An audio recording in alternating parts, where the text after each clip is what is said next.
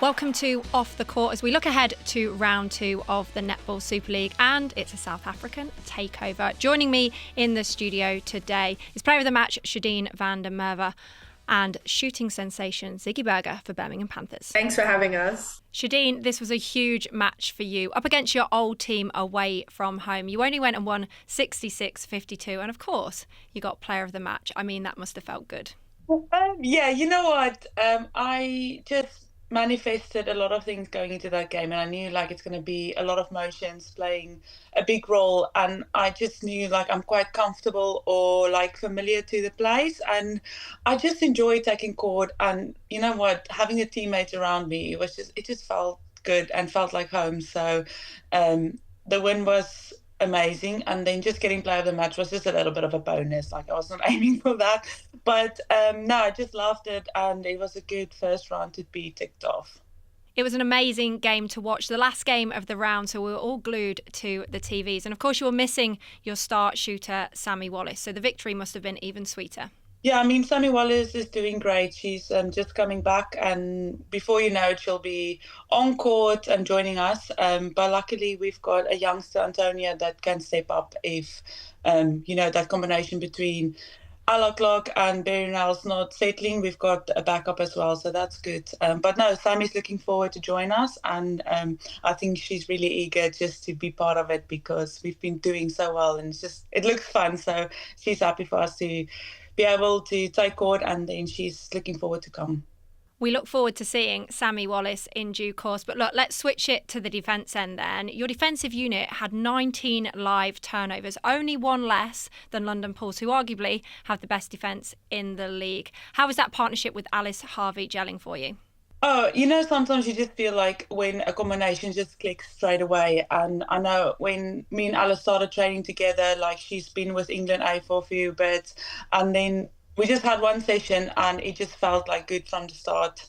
And I was looking forward to it because then it's it's something you can just build up and work on extra. And no, it just felt great. And even if you have a Jodie Gibson at the back as well, both of them are so vocal, and I like a vocal keeper at the back, so it helps me performing well and just to have that communication between players.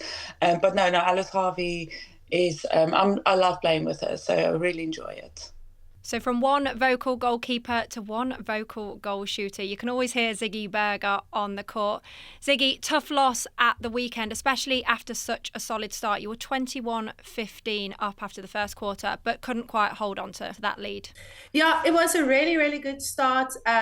We had certain intentions and certain goals to set out, and I think we started the game really strongly. We unfortunately just couldn't take that and step up into the next gear to really bring it back home. But again, it's all learning curve and a lot of things we've picked up. And again, it was just probably a little bit of first game of the season jitters, and it's definitely things that we're taking into training this week. Well, you talk about learning Sigi, but of course you had two key players missing. No Jess Shaw, the second highest feeder in the league last season, and a partnership with you that is so solid. And of course, no Gabby Sinclair, the super shot sensation from Australia. How big a loss and how much of an effect did that have on the team? Yeah, for us, that is a huge thing. We have amazing other players such as Ruthie and Betsy who stepped up and obviously are more than competent to play comfortably in those positions. However, when it is players such as a super shot icon in Gabby Sinclair currently being injured, it's just that kind of I don't know, I think the composure she can bring to the court and, the core, the player that she is. And we did miss that. And of course, Jess Shaw and I have been over the past few years been building quite a nice connection and all of that. So I did, it's a very different game then. So yeah, it was very, especially because Jess Shaw got injured in the week last week. It was quite a last minute change up, but I'm very proud of Ruthie who stepped in and stepped up and did amazingly. But yeah, I'm excited for when we are all finally going to be ready, because I think then it's going to be so I just can't wait because I think it's going to be so good.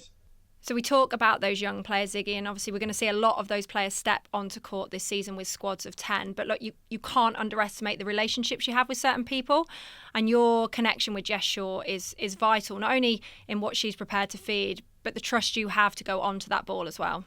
Yeah, I think that connection that Jess Shaw and I have had or built over the past few seasons, it's so nice when you're on court with someone who really like trusts you and backs you so much. Because I think, it's one of those, like, I might not feel open or whatever, but Jess Shaw knows exactly where I can get to and where my space is and how high and how hard she can pass it in, and I can go collect it and put up the shots. And I think it's so important and crucial because, again, it's just like it's a little bit like it's like rhythm on court and magic, and it just works so well, and it's just so comfortable because like no matter what, like we have a few different things that work, and we know exactly how to find each other and what we need from each other. That's been cemented in, and yeah, it's just so amazing to play with someone and as talented and as hardworking as Jess Shaw, and who can put. It's like this is such a stupid and like analog, but it's like the quarterback and like the tight end or the receiver. It's just like she knows exactly how far she can push me, and therefore because I have all my trust in her, I will no matter what go get that ball in the air. So yeah. So Shad, coming back to you then, you talked about that connection with Alice Harvey earlier and the growing connection out the front as well with Beth Cobden and Nat Panagari. But with that sort of team defence and the challenging for the ball comes at a risk, at a cost. And we saw 2 suspensions across the weekend, one for Jiva Mentor and one for Taylor McKevitt, and a warning to Leah Middleton, which meant she actually got taken off the court. With that sort of expectation of challenging and contest, how much of a risk is it now with the changes in the rules? Yeah, it does put a little bit of doubt in a defender's mind, like you said, because sometimes you're just a split second late and then you have to pull out of it because you might have just maybe get a wrong line and run somebody out and you might get suspended. And it's so crucial, like if it's a tight game, like those 2 minutes can make a really difference if you're only playing with 6 players. So it's really important, like just to adapt. And I feel like maybe in the start of the season, like the first round, like you said, we've already saw 2 suspensions and 1 warning, where I feel like last season there wasn't so much main focus on that, where I felt like, oh, maybe that should have been a suspension, or it was only brought in maybe later during the season, where I feel like from the first round, it's been clear that the umpire is looking out for it and trying to protect the players, which is good. But it's a hard one. But I think if you're going to hit somebody and somebody's going to hit the floor quite hard, like that will be a suspension straight away. And it's just like seeing how to adapt as a player. And must give credit to Jiva when she came back on, like she really cleaned up her game as well, like, playing with her, like she got a suspension like in the second quarter and she played a full game. And that's a lot of credit for a defender to be able to do that. So I think it's just adapting to that. And, to see like what the umpires also see on court during games. But I think that's a really interesting point, right? Because Jiva was being really active. She actually ended up with 6 intercepts in this game, and then she interrupted 7 shots as well against Panthers. So she was really, really lively. She was a main ball winner for that squad. And actually her timing was just mislate. She came out, took out Gabby Marshall, hands up straight away. And like you say, when she came back on, that wasn't the issue. It wasn't persistent. So it is that fine line between whether it is persistent or whether it's just a mistimed thing. I think how much are the coaches giving you with that information as well?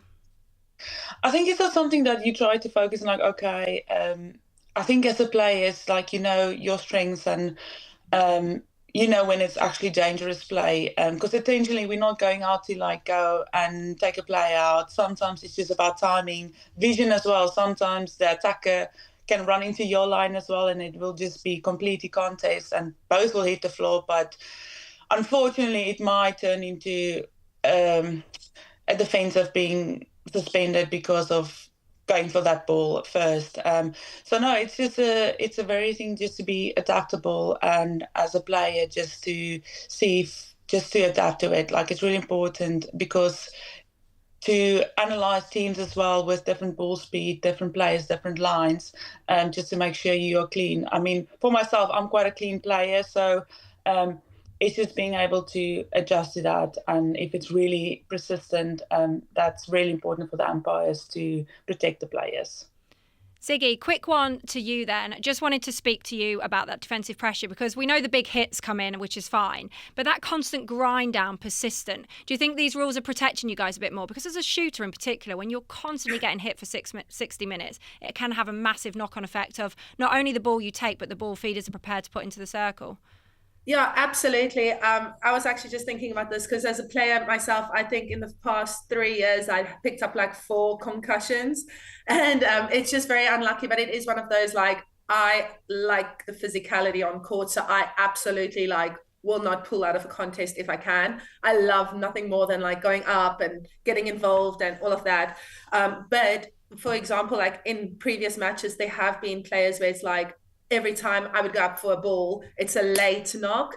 And again, it was like you mentioned, like the first 50 minutes, it's fine because like, you know, every time you're getting that ball, attacking the ball, you're getting a knock and it's fine. But then in those like last 10 minutes, when you're slightly more fatigued, for example, then those knocks are where you maybe like could be crucial ball that has been passed in, but you just can't get onto it anymore because your body's literally like bruised. I could show you some bruises, but yeah, so it's just like then it's just like, okay, but what is fair and what's not? And especially if for 50 minutes it has like purposefully been late and all of that, I like that it, maybe getting a little bit more protected. And yes, I know they always say shooters are princesses, but I, as then a self-proclaimed princess, I do appreciate it just to you know, prolong us. And just because like it's when you're tired at minute 57 and then you get that big knock on your head and you're just like, cool, well, that's 12 days out. So yeah.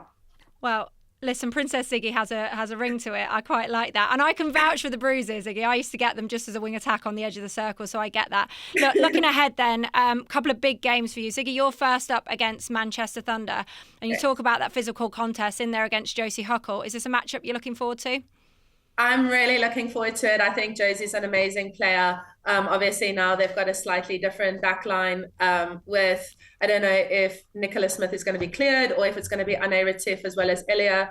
I think no matter what, like Thunder's blueprint, they always are like quite physical and strong and they run hard lines. And, you know, it's going to be a tough contest and it's going to be a full 60-minute performance, maybe even more if we get into the extra time, seeing as there's no draws. I think, yeah, I don't think there's draws this season. So, yeah, I think it's going to be a big game. I'm really excited and we're putting in a lot of hard work already to prepare for it. So it's going to be good. And Josie Huckle is always, like, again, she's quite vocal. She's quite strong. And, yeah, I'm looking forward to it. Well, from that big game, Shadine, just quickly then, London Pulse, Loughborough Lightning, that has got to be the matchup of the round, right? Yes, definitely. So looking forward playing against some London Pulse. I mean, we've just faced them in the Super Cup and we're not in a draw. So if we do go into a draw this weekend, we'll just have to go an extra time. But no, looking forward to it. It's going to be a good game. Right. Well, we are very much looking forward to seeing you both in action. Remember, you can catch 3 of the 4 rounds live on Sky. With Friday night, it's Birmingham Panthers versus Thunder, and that's at 7:30. You can see Sigi in action. We've got Nottingham Forest versus Cardiff Dragons, and then finishing off on Sunday, my team, London Mavericks versus Leeds Rhinos. So, cracking weekend ahead, and good luck to you both. Thank you so much.